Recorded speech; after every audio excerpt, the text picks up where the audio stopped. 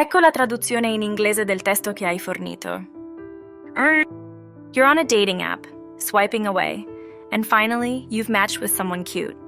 You read through their profile and are pleasantly surprised by how many of your criteria they meet. So you send the first message and receive a reply where they tell you how great they are in bed or how happy they can make you. Has this ever happened to you?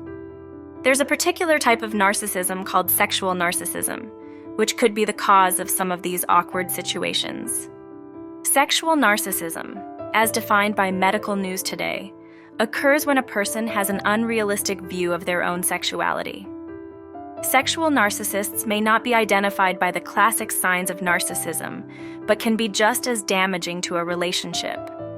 Not all narcissists are the same. Just because the word narcissism appears, we cannot assume that sexual narcissists share the same traits as other types of narcissists. Before continuing, remember to like this video and subscribe to the channel. Make sure to hit the notification bell so you don't miss more content like this. According to an article by Medical News Today, there are specific differences between a diagnosis of narcissistic personality disorder and sexual narcissism. Scientifically, narcissistic personality disorder is categorized as a cluster B personality disorder. This means that someone with a cluster B personality may have difficulty controlling emotions and behavior.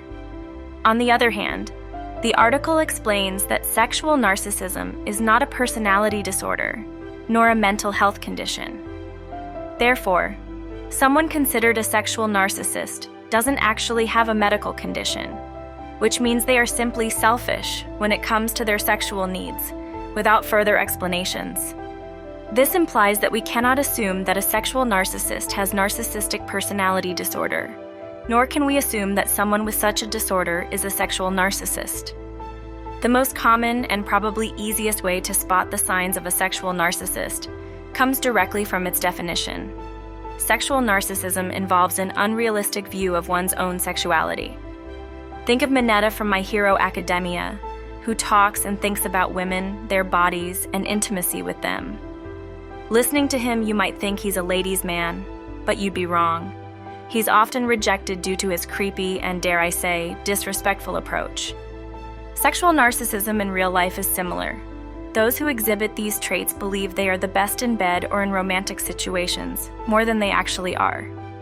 They believe that many people love them and flirt with them, or are obsessed with sex and sexual sensations. The Medical News Today journal goes on to explain that any criticism of a sexual narcissist might be poorly received due to this grandiose but false view of themselves. This sign is exactly why receiving a message telling you how incredible your night will be could be a failed attempt at flirting or could be a sign of sexual narcissism. Have you ever received one of these messages or been on this type of date? Share your story in the comments. You might help someone in the community. There's a rumor circulating in the dating community that if you go out with someone, you owe them physical intimacy. In reality, you don't owe anyone anything sexually. Medical News Today examines some different behavioral patterns that might be exhibited by a sexual narcissist, including sexual entitlement, the belief that they can request or demand sexual acts, and sexual exploitation, manipulating or coercing someone into sexual acts. Now I want to tell you the story of A, who shared a personal experience from her college days. But first, pause the video, and if you haven't already subscribed to the channel, like this video, and hit the notification bell so you don't miss any new videos. A started talking to a guy, let's call him C. C took her out to eat, bought her drinks, and took her to see a movie. They also spent some evenings at home, drinking and playing board games. C never went beyond a hug or a brief kiss. After about a month of dating, C asked her, "When are we finally going to sleep together?" A was a little confused. C said that after a month of time spent together and money spent, he thought it was time. With this response, A put down her drink, told C he didn't have to waste any more time or money on her, and went home. We don't diagnose people on this channel, but based solely on this story, C might have been a sexual narcissist. Depending on the stage of your relationship, your idea of sex might differ. If you and your partner have just met, you might spend hours in bed, stopping only to drink and recharge with some snacks. If you're married or have been together for a long time, sex might be reserved for special occasions, or might be something you do quickly when the kids are out of the house. Now imagine it's evening. You and your partner are lying in bed and he starts to touch you, but you're simply exhausted. You gently tell him you're tired, but maybe you can have some fun in the morning. How would your partner react? With a light joke but acceptance? By getting angry? In an article for Psychology Today, it's noted that tantrums, personal attacks, attempts at guilt-tripping, and even withholding love can be signs of sexual narcissism. We just said it, but we'll repeat it. Know that you don't owe your partner or anyone else anything sexually.